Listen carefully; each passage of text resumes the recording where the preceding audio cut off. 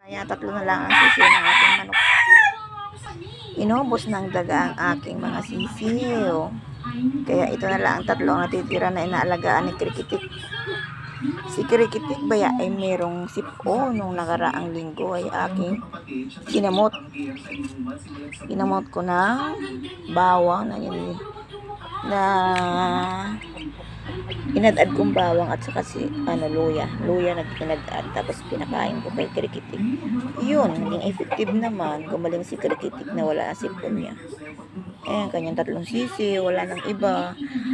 Alam niyo mga ka-friendship kung tunay, ito yung 8, 3 na lang natira. Oo, 5 ang nabawas na gabi-gabi ng daga. Kaya ang ginawa ko, nalagay ko sa planggana tuwing gabi para napasok ko sa loob ng bahay para hindi sila maubos. Sayang naman. Lalaki na sila, lalaki na. Nung maliliit pa sila, ubos-ubos lagi ng daga. Gabi-gabi, nalagay ko sa pugad sa paghapon na. Doon naman inaakit naman ang daga. Gabi-gabi ng daga. Nakagat sa paa. Tapos pag minsan sa ulo niya, ulo ng sisiw. Hindi na makapalagang sisiw pag nakagat na sa ulo. Patay agad ang sisiw. Oo. Patay agad ang sisiw pag niyang nakagat ng daga sa ulo. Ayan, ang 3 ng piraso.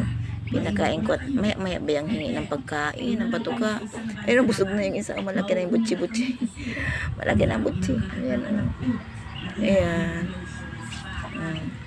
Ang galing ng daga mamili. Yung mga malalaki, yung matataba ang pinili, kainin.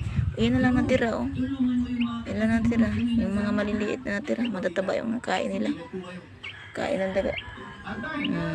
Krikitik! Yeah! Marunong si Krikitik. Ito ba si Krikitik pag umaga ay nawawala. Tapos ay pagbangon ko nga wala sila. Yung pala naroon na sa damuhan, naroon sa kangkungan. Doon, malapit sa kamutihan. Tinatawag ko, alam niya yung kanyang pangalan. Nagaliparan sila rin sa akin pag natawag kong Krikitik. Nagaliparan sila. Alam na niya ang pangalan niya ni Krikitik. Ito, inahina ito. Yan si Krikitik. Yan si Krikitik. Yan nainom. Yan.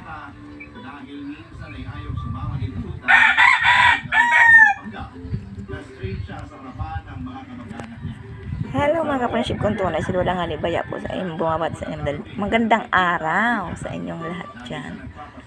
Okay, bye-bye. Ingat po kayo sa araw-araw na paggawa. Dito lang po ako, dyan lang po kayo. God bless. Sobrang inap daw kasi ni Drew sa pamilya niya. Gusto niya na laging mapag-isa.